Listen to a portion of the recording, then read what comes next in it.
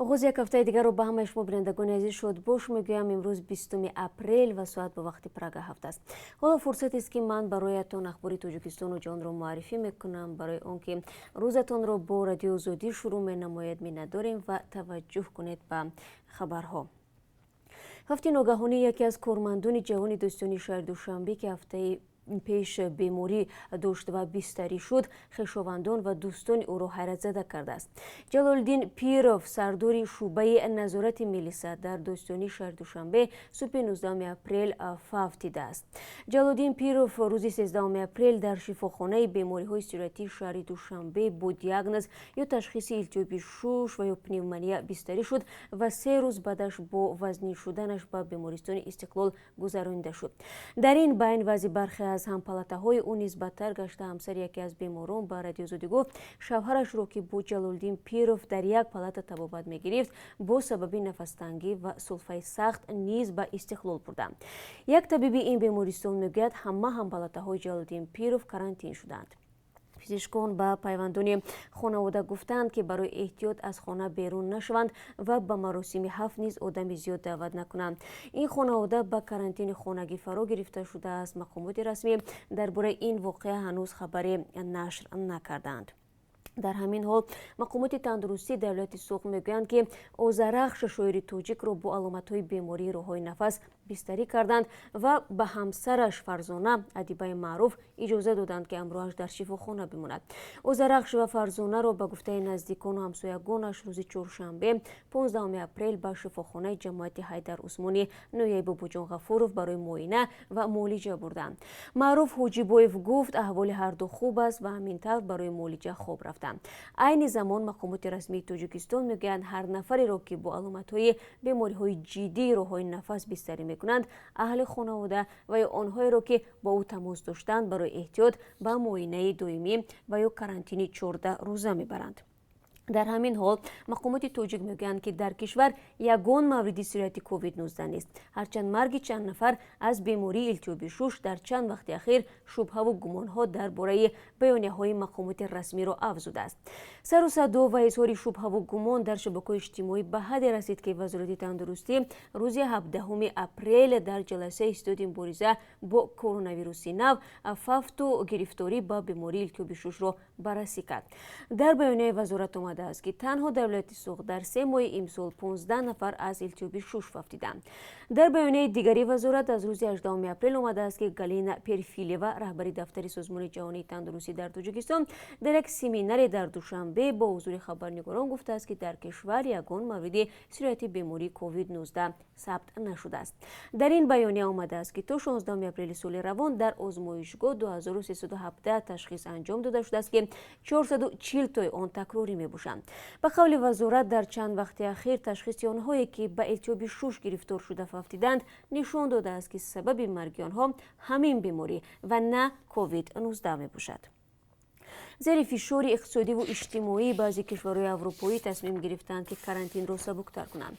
این در حالی است که شماره قربانی‌های سرایت کرونا ویروس در اروپا به 97,000 نفر رسیده است. از این بین 77,000 نفر در 3 کشور ایتالیا، اسپانیا و بریتانیا وفات کردند.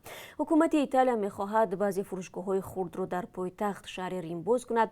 در آلمان سر از امروز اجازه داده می‌شود که بعضی فروشگاه‌های خرد و میانه باز شوند، ولی مردم باید به اصطلاح مسافه اجتماعی رو که از 1.5 تا 2 متر در بر میگیرد رعایت نمایند. شویتزاریا، دانیا و فنلاندیا اعلام کردند که فروشگاه‌ها و مکتب‌ها را دوباره فعال میکنند. بلژیا، یونان و پرتغال برنامه فعال نمودن اقتصاد در ماه می را تحریزی کردند. جمهوری چک هم از امروز دکان‌های خرد را باز میکند. همین گونه برنامه در امریکا هم بررسی شده است. بنا به گزارش مطبوعات هند در این کشور 5 مبلغ دینی از تاجیکستان را دستگیر کردند. ایوینیو میل یک رسانه اینترنتی هند روز 18 اپریل خبر داد که شهروندان تاجیکستان روز 24 مارس در مسجد تمر در شهر جارخند دستگیر شدند. وبسایت از قبل افسران پلیس هند نوشته است که این افراد به تبلیغ غیرقانونی اسلام مشغول بودند. از سبب بازداشت به گفته افسران پلیس رعایت نکردن مقررات کرانتین و نظام روادید بوده است. در خبر آمده است که در عموم 11 نفر مبلغ دینی را دستگیر کردند و 4 نفر آنها از چین و 3 تن دیگر از قرقیزستان بودند. در خبر از قبل راجیو رنجان افسر پلیس نوشتند هنگام تحقیق معلوم کردیم که این افراد با روادید توریستی اومدند ولی در مسجد تمر پیدا شدند. آنها به افسران پلیس گفتند که برای خواندن معوذه های اسلامی در شهر جرخند به اینجا آمدند. شهروندان تاجیکستان و همراهان آنها را بعد تشخیص از بیماری کووید 19 به کرانتین فرستادند. معلوم نیست این مبلغان از تاجیکستان رفتند و یا از کشور دیگر. نظر سفارت تاجیکستان و چین و قرقیزستان هم در خبر آورده نشده است. صدها شهروندان درمانده در ترکیه و هندوستان از مقامات تاجیک درخواست دارند که برای بازگشت آنها به وطن مساعدت کنند. در این باره 210 تاجیکان بند مانده در استانبول و 90 زاده تاجیکستان در دهلی به پرزیدنت امامعلی رحمان نامه ارسال کردند. آنها میگویند که وضعیتشان روز تا روز بد می شود. از جمله به قبل آنهایی که در ترکیه هستند نوشتند در این کشور دامنه بیماری کووید 19 پهن می گردد و آنها می ترسند که به این بیماری گرفتار نشوند. از سوی دیگر آخرین مبلغ‌های آنها در حال تمام شدن است. در این دوستان باشد شهروندانی درماندند که برای تبابت بیماری‌های وزنی چون سرطان به آن کشور رفته بودند و وضع بسیاری آنها خیلی وزنی شده است. تاجیکستان به خاطر پیشگیری از کرونا ویروس از 20 مارس فرودگاهش را بست و در چند روز اول بعد آن با 7 پرواز مخصوص یک قسم شهروندانش را از مسکو، استانبول و دبی آورد. ولی از 26 مارس انجام پروازهای مخصوص و برگردانیدن شهروندان از خارج کاملا قطع شد. همین طور دهها مهاجران تاجیک بلیط در دست در روسیه منتظر آن هستند که کی پروازهای مخصوص تشکیل شده و آنها را به وطن می‌آورند. در وزارت کار خارجه تاجیکستان به خبرگزاری آزیا پلاس گفتند که مسئله بازگشت شهروندان را در مقامات دخلدار از جمله سر دوره جمهوری عاید به پیشگیری کرونا ویروس بررسی دارند. همینطور میخواهم به سوالهای به تکراری شما مهاجران تاجیک در روسیه وابسته به مرز و تشکیل پروازها بگویم که تا 1 می مرزها بسته و پرواز یگان هواپیما به نقشه گرفته نشده است. باز شدن یا نشدن مرز به وضع گسترش کرونا ویروس وابستگی دارد و حالا معلوم نیست که بعد 1 می چی تصمیم گرفته می شود. اما در هر حالت ما شما را در جریان خواهیم گذاشت. 15 سازمان و شخصیت علایده به نمایندگی از جامعه شهروندی تاجیکستان حکم 1 سال زندان خبرنگاری تاجیک دلیر شریفوف را محکوم کرده از مقامات آزادی هرچه زود و به قید و شرط او را درخواست کردند. نمایندگان جامعه شهروندی گفتند دلیر شریفوف برای فعالیت‌های روزنامه‌نگاری‌اش هدفی تعقیب قرار گرفته است.